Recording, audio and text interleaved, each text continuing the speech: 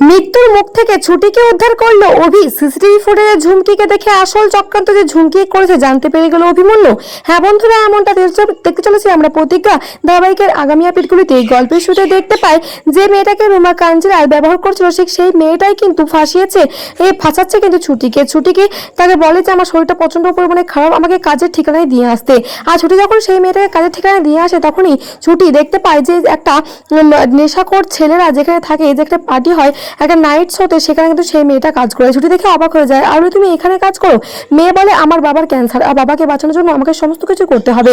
ছুটি বলে সত্যি একটা মেয়ের কাছে একটা বাবা যে কি সেটা কিন্তু আমার খুব ভালোভাবে সেটা আমি খুব জানি।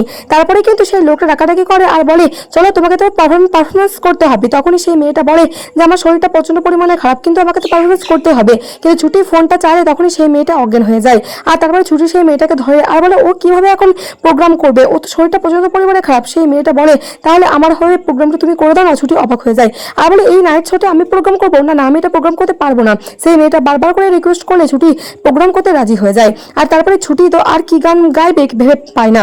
তারপরে তো ঝুমকি আর ওদিকে রুমা কাঞ্জিলাল দুজন চক্রান্ত করে থাকে যে এই ভিডিওটা ছেড়ে দেবো, আর সবাই যখন তোকে টাকা ছুঁড়ে মারবে রায়বাড়ির বউকে, তখন এটা ঠাম্মিকে গিয়ে দেখিয়ে দেবো এই ভিডিওটা, ছুটির মান সম্মান সমস্ত কিছু চলে যাবে। কিন্তু ছুটি এমন একটা গান ধরে নেয় যে ঠাকুরের গান, যে গানটা শুনে কিন্তু সবাই অনেক খুশি হয়ে যায়।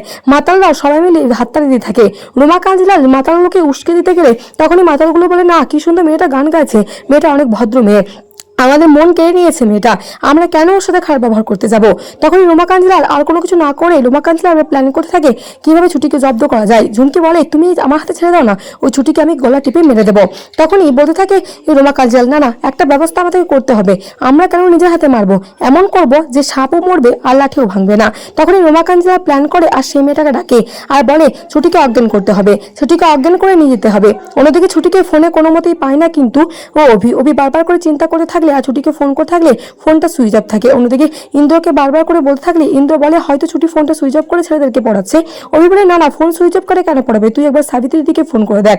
সাবিত্রীর দিকে ফোন করলে ছুটি সেখানে সাবিত্রীর দিকে এই ফোন করে জিজ্ঞাসা করলে ছুটি কিন্তু সেখানে পায় না। অভি চিন্তা পড়ে যায়।